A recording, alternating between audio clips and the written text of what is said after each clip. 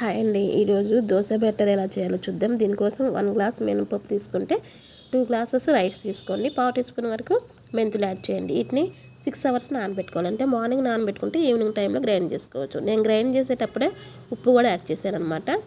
ఇలా గ్రైండ్ చేసుకొని మిక్సీలో కూడా మిక్సీ పట్టుకోవచ్చు. ఒక గిన్నెలో తీసేసుకొని ప్లేట్ పెట్టేసేయండి. ఇది నెక్స్ట్ డే అనమాట. చూడండి మంచిగా ఎలా ఫర్మెంట్ అయిందో. ఇలా ఫర్మెంట్ అవ్వటం అంటే పులవడం అంటారు కదా, ఇలా పులవడం వలన మంచిగా దోశలు కూడా బాగా వస్తాయి అన్నమాట.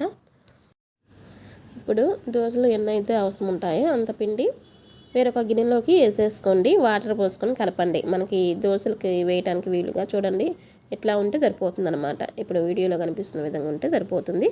పెనం హీట్ ఎక్కాక దోశలు వేసేసుకోవటమే. పైన కొంచెం ఆయిల్ వేసేసేయండి. ఆయిల్ కానీ గీ కానీ వేసేసుకోండి. గోల్డెన్ కలర్ వచ్చిన తర్వాత ఆ ప్లేట్లో తీసేసుకోండి. చూడండి ఎంత చక్కగా వచ్చాయో దోశలు. అంతే, సో సింపుల్.